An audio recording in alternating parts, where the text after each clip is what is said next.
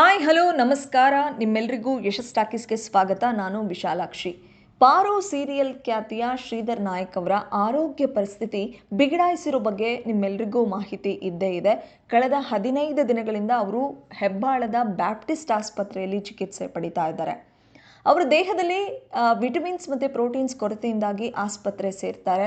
ಆರಂಭದಲ್ಲಿ ಜ್ವರ ಕಾಣಿಸ್ಕೊಳ್ಳುತ್ತೆ, ಕೈಕಾಲು ಊತ ಬಂದಿರುತ್ತೆ. ಯಾಕೆ ಏನಾಯಿತು ಅಂತ ಚೆಕ್ ಮಾಡಿಸ್ಕೊಳ್ಳೋದಕ್ಕೆ ಅವರು ಆಸ್ಪತ್ರೆಗೆ ಸೇರಿದಂಥ ಸಂದರ್ಭದಲ್ಲಿ ದೇಹದಲ್ಲಿ ಪ್ರೈವೇಟ್ ಪಾರ್ಟ್ಸ್ಗಳು ಊದ್ಕೊಂಡಿರುತ್ತೆ, ಉಸಿರಾಟದ ಸಮಸ್ಯೆ ಎದುರಾಗುತ್ತೆ, ಕೈಕಾಲುಗಳು ನಿಶ್ಶಕ್ತಿಗೊಳ್ತವೆ, ಜೊತೆಗೆ ಈ ಮೋಷನ್ ಮಾಡಬೇಕಾದ್ರೆ ಬ್ಲೀಡಿಂಗ್ ಆಗುತ್ತೆ. ಹೀಗೆ ಸಾಕಷ್ಟು ಸಮಸ್ಯೆಗಳನ್ನು ಎದುರಿಸ್ತಾ ಇರ್ತಕ್ಕಂಥ ಶ್ರೀಧರ್ ಅವರು ಹಣಕಾಸಿನ ಸಹಾಯಕ್ಕಾಗಿ ಕರುನಾಡ ಜನತೆಯ ಮುಂದೆ ಮನವಿಯನ್ನು ಮಾಡಿಕೊಂಡಿದ್ರು.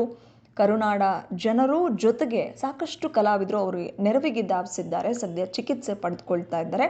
ಇದೆಲ್ಲ ಮಾಹಿತಿ ನಿಮಗೆ ಗೊತ್ತೇ ಇದೆ. ಅವರನ್ನು ನೋಡ್ಕೊಳ್ಳೋದಕ್ಕೆ ಯಾರೂ ಇಲ್ಲ. ವಯಸ್ಸಾದ ತಾಯಿ ಮಗನ ಆರೈಕೆ ಮಾಡ್ತಾ ಇದ್ದಾರೆ ಅನ್ನುವಂಥ ವಿಚಾರ ಅಷ್ಟೇ ಗೊತ್ತಿತ್ತು. ಈ ಸಂದರ್ಭದಲ್ಲಿ ಸಾಕಷ್ಟು ಜನ ಸುದ್ದಿ ಮಾಡಿದಂಥ ಸಂದರ್ಭದಲ್ಲಿ ಕಮೆಂಟ್ ಮಾಡ್ತಾ ಇದ್ರು, ಶ್ರೀಧರ್ ನಾಯಕ್ ಅವರು ಮದುವೆ ಆಗಿಲ್ವಾ, ಅವರಿಗೆ ಪತ್ನಿ ಇಲ್ವಾ, ಮಕ್ಕಳಿಲ್ವಾ, ಅವರ ಅಣ್ತಮ್ಮಂದಿರು ಯಾರು ಇಲ್ವಾ, ಹೀಗೆ ಒಂದಿಷ್ಟು ಕ್ವಶನ್ ಕೇಳ್ತಾ ಇದ್ರು. ಆ ಎಲ್ಲ ಕ್ವಶನ್ಗಳಿಗೆ ಖಾಸಗಿ ಮಾಧ್ಯಮಗಳ ಜೊತೆ ಮಾತನಾಡ್ತಾ ಒಂದಿಷ್ಟು ವಿಚಾರಗಳನ್ನು ಒಂದಿಷ್ಟು ಪ್ರಶ್ನೆಗಳಿಗೆ ಉತ್ತರ ಕೊಡುವಂಥ ಕೆಲಸವನ್ನು ಶ್ರೀಧರ್ ನಾಯಕ್ ಅವರು ಮಾಡಿದ್ದಾರೆ. ಶ್ರೀಧರ್ ನಾಯಕ್ ಅವರಿಗೆ ಮದುವೆ ಆಗಿತ್ತಂತೆ. ಪ್ರೀತಿಸಿ ಒಂದು ಹುಡುಗಿನ ಮದುವೆ ಮಾಡ್ಕೊಂಡಿದ್ರಂತೆ. ಅವರ ದಾಂಪತ್ಯ ಜೀವನಕ್ಕೆ ಸಾಕ್ಷಿಯಾಗಿ ಒಬ್ಬ ಮಗ ಕೂಡ ಇದ್ದಾನಂತೆ. ಎಲ್ಲವೂ ಚೆನ್ನಾಗಿತ್ತು. ಆದರೆ ಯಾವುದೋ ಒಂದು ಘಟನೆ ಸಂಭವಿಸಿ ಒಂದಿಷ್ಟು ಮನಸ್ತಾಪ ಏರ್ಪಟ್ಟು ನಾವು ಬೇರಾಗುವಂಥ ಸಮಯ ಬಂತು. ನಾನು ಸಾಕಷ್ಟು ಕಷ್ಟಪಟ್ಟು ಜೀವನ ಮಾಡ್ತಾ ಇದ್ದೆ. ಸಾಕಷ್ಟು ಇನ್ಸ್ಟಿಟ್ಯೂಟ್ಗಳಲ್ಲಿ ನಾನು ನಟನೆ ತರಬೇತಿಯನ್ನು ಕೊಡ್ಲಿಕ್ಕೆ ಹೋಗ್ತಾ ಇದ್ದೆ. ಸಿನಿಮಾ ಸೀರಿಯಲ್ಸ್ಗಳ ಅಭಿನಯದ ಜೊತೆಗೆ ತರಬೇತಿ ಕೊಡ್ತಾ ಇದ್ದೆ.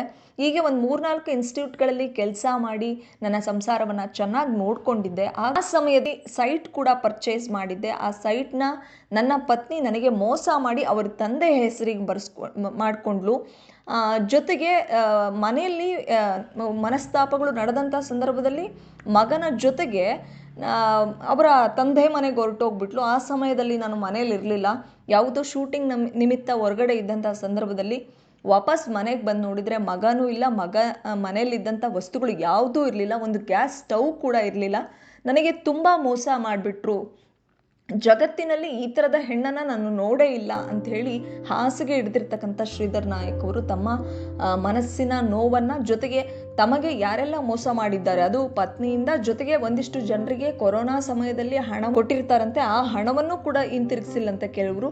ಸೊ ಹೀಗೆ ನಾನು ಮೋಸ ಹೋದೆ, ನನ್ನ ದಾಂಪತ್ಯ ಜೀವನವೂ ಕೂಡ ಮುರಿದು ಬಿತ್ತು, ನಾನು ತುಂಬ ನಂಬಿದ್ದೆ ಆ ಹೆಣ್ಣು ಮಗಳನ್ನು, ಅಂದರೆ ನನ್ನ ಪತ್ನಿನ, ಆಕೆಯಿಂದನೂ ಕೂಡ ಮೋಸ ಆಯಿತು ಅಂತ ಹೇಳ್ಕೊಂಡಿದ್ದಾರೆ. ಇದರಲ್ಲಿ ಯಾರದ್ದು ತಪ್ಪು ಯಾರದ್ದು ಸರಿ ಅನ್ನೋದಕ್ಕಿಂತ ಶ್ರೀಧರ್ ನಾಯಕ್ ಅವರಿಗೆ ಮದುವೆ ಆಗಿತ್ತಾ ಇಲ್ವಾ ಅನ್ನೋದಕ್ಕೆ ಕ್ಲಾರಿಟಿ ಸಿಕ್ಕಿದೆ. ಈ ಸಮಯಕ್ಕೆ ಅವರೇ ಹೇಳ್ಕೊಂಡ ಹಾಗೆ ನನಗೆ ಆಸರೆಯಾಗಿ ಯಾರಾದರೂ ಇದ್ದಿದ್ರೆ, ನನ್ನನ್ನು ಕೇರ್ ಮಾಡೋರು ಇದ್ದಿದ್ರೆ, ನನ್ನ ಬೇಕು ಬೇಡಗಳನ್ನು ಕೇಳಿಕೊಂಡು ನನಗೆ ಶಕ್ತಿಯಾಗಿ ನನ್ನ ಬೆನ್ನೆಲುಬಾಗಿ ನಿಂತ್ಕೊಂಡಿದ್ರೆ ನನಗೆ ಇವತ್ತು ಈ ಥರದ ಕಷ್ಟಗಳು ಬರ್ತಾ ಇರಲಿಲ್ಲ. ನನಗೆ ಯಾವಾಗ ಹುಷಾರಿಲ್ಲ ಅನ್ನೋಂಥ ವಿಚಾರ ಗೊತ್ತಾಯಿತು ಅವತ್ತಿಂದ ಟಿಲ್ ಇಲ್ಲಿವರೆಗೂ ಕೂಡ ನಾನು ಒಬ್ಬನೇ ಆಸ್ಪತ್ರೆಗೆ ಹೋಗಬೇಕು ಬರಬೇಕು, ಕೈಕಾಲಲ್ಲಿ ಶಕ್ತಿನೇ ಇಲ್ಲ. ಸೊ ನನ್ನನ್ನು ಜೊತೆಗೆ ಕೈ ಹಿಡ್ಕೊಂಡು ನಡೆಸ್ಕೊಂಡು ಹೋಗೋರು ಇಲ್ಲ. 3-4 ಅಂತಸ್ತಿನ ಬಾಡಿಗೆ ಮನೆಯಲ್ಲಿ ನಾನಿದ್ದೆ. ಆ ಸಮಯದಲ್ಲಿ 3-4 ಅಂತಸ್ತಿಂದ ಕೆಳಗಡೆ ಇಳಿದು ಬರಲಿಕ್ಕೆ ಸ್ಟೇರ್ ಕೇಸ್ ಯೂಸ್ ಮಾಡಬೇಕಾಗಿತ್ತು. ಆ ಸಮಯದಲ್ಲಿ ನನ್ನನ್ನು ಪಕ್ಕದಲ್ಲಿ ಇಟ್ಕೊಂಡು ಜೊತೆಯಾಗಿ ನಿಲ್ಲೋರು ಯಾರೂ ಇರಲಿಲ್ಲ. ನನ್ನ ಜೀವನದಲ್ಲಿ ಇಂಥದ್ದೊಂದು ಘಟನೆ ಅಥವಾ ಇಂಥದ್ದೊಂದು ದಿನಗಳು ಬರುತ್ತೆ ಅಂತ ನಾನು ಕನಸು ಮನಸ್ಸಲ್ಲೂ ಎಣಿಸಿರಲಿಲ್ಲ. ಸಂಸಾರ ಮುರಿದು ಬಿತ್ತು. ಸಂಬಂಧಿಗಳೆಲ್ಲರೂ ಕೂಡ ದೂರವಾದರು. ನನ್ನ ತಾಯಿ ಕೂಡ 20-25 ವರ್ಷದಿಂದ ನನ್ನಿಂದ ದೂರ ಇದ್ದರು.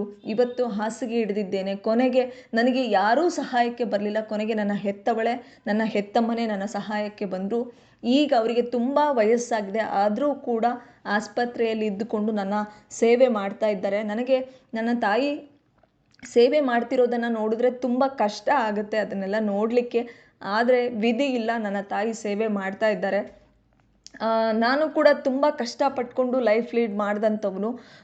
ಇನ್ಸ್ಟಿಟ್ಯೂಟ್ಗಳಲ್ಲಿ ನಟನಾ ತರಬೇತಿನ ಹೇಳ್ಕೊಡ್ಲಿಕ್ಕೆ ಹೋಗೋದ್ರ ಜೊತೆಗೆ ಸೀರಿಯಲ್ ಸಿನಿಮಾಗಳಲ್ಲಿ ಅಭಿನಯಿಸೋದ್ರ ಜೊತೆಗೆ ಜೀವನ ನಡೆಸೋ ಸಲುವಾಗಿ ರಸ್ತೆ ಬದಿಯಲ್ಲಿ ಇಡ್ಲಿ ಮಾರಿ ನಾನು ಸಂಸಾರವನ್ನು ಸಾಗಿಸ್ತಾ ಇದ್ದೆ. ಅಂದರೆ ಇಡ್ಲಿ ಸಾಂಬಾರು ಈ ಥರ ರೋಡ್ ಸೈಡು ನಾನು ಹೋಟೆಲ್ನ ಇಟ್ಕೊಂಡು ಜೀವನ ಮಾಡಿದ್ದೆ. ಆದರೆ ಅದು ಕೂಡ ಅಂದರೆ ಸಿನಿಮಾ ಸೀರಿಯಲ್ನಲ್ಲಿ ಶೂಟಿಂಗ್ ಇಲ್ಲದೆ ಇರೋವಂಥ ಸಮಯದಲ್ಲೂ ಕೂಡ ಈಗಲೂ ಸ್ಟಿಲ್ ಇವಾಗಲೂ ಕೂಡ ನಾನು ಆ ಕೆಲಸವನ್ನು ಆ ವೃತ್ತಿಯನ್ನು ಬಿಟ್ಟಿರಲಿಲ್ಲ. ಆದರೆ ನನಗೆ ಭಗವಂತ ದೈಹಿಕವಾಗಿ ದೊಡ್ಡ ಮಟ್ಟದಲ್ಲಿ ಪೆಟ್ಟು ಕೊಟ್ಬಿಟ್ಟ, ಮಾನಸಿಕವಾಗಿಯೂ ಕೂಡ ಸಿಕ್ಕಾಬಟ್ಟೆ ಕುಗ್ಸಿದ್ದ.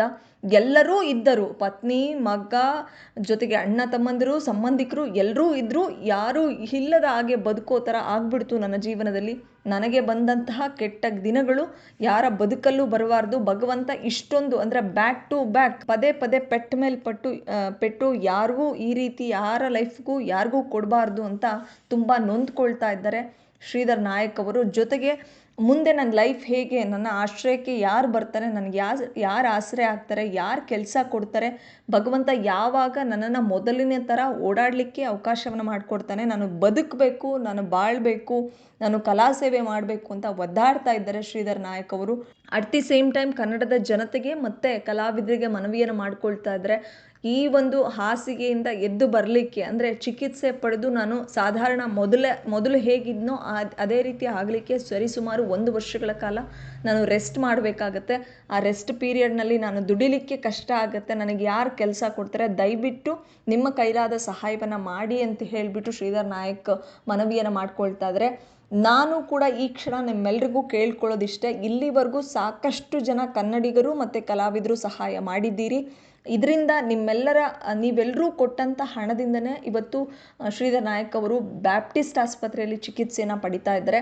ಆದಷ್ಟು ಬೇಗ ಅವರು ಚಿಕಿತ್ಸೆ ಮುಗಿಸ್ಕೊಂಡು ವಾಪಸ್ ಮನೆಗೆ ಬರಬೇಕು. ಮನೆಗೆ ಬಂದಂಥ ಸಂದರ್ಭದಲ್ಲಿ 1 ವರ್ಷಗಳ ಕಾಲ ನಿರಂತರವಾಗಿ ಅವರು ರೆಸ್ಟ್ ಮಾಡಬೇಕಾಗತ್ತೆ. ಆ ಸಮಯಕ್ಕೆ ಒಂದಿಷ್ಟು ಹಣ ಬೇಕಾಗತ್ತಂತೆ. ದಯವಿಟ್ಟು ಇಲ್ಲಿವರೆಗೂ ಯಾರೆಲ್ಲ ಸಹಾಯ ಮಾಡಿದ್ದೀರೋ ಅವರು ಓಕೆ, ಯಾರೆಲ್ಲ ಸಹಾಯ ಮಾಡಲಿಕ್ಕೆ ಹಿಂದೇಟಾಗ್ತಿದ್ದೀರೋ ದಯವಿಟ್ಟು ಅವರೆಲ್ಲರೂ ಕೂಡ ನಿಮ್ಮ ಕೈಲಾದ ಸಹಾಯವನ್ನು ಮಾಡಿ ಒಬ್ಬ ಕಲಾವಿದನ ಜೀವ ಉಳಿಸೋಣ. ಜೊತೆಗೆ ಇಷ್ಟು ದಿನ ನಿಮ್ಮೆಲ್ಲರನ್ನ ರಂಜಿಸಲಿಕ್ಕೆ ಸಾಕಷ್ಟು ಸಿನಿಮಾ ಸೀರಿಯಲ್ಗಳಲ್ಲಿ ಅವರು ಕೆಲಸ ಮಾಡಿದ್ದಾರೆ.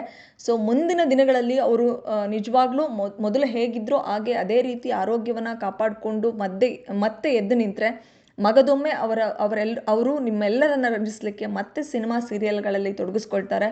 ಆ ದಿನ ಬಹಳ ಬೇಗ ಬರಲಿ, ಆದಷ್ಟು ಬೇಗ ಅವರು ಹುಷಾರಾಗಲಿ ಅನ್ನೋದೇ ನನ್ನ ಯಶಸ್ ಟಾಕೀಸ್ನ ಆಶಯ ಕೂಡ.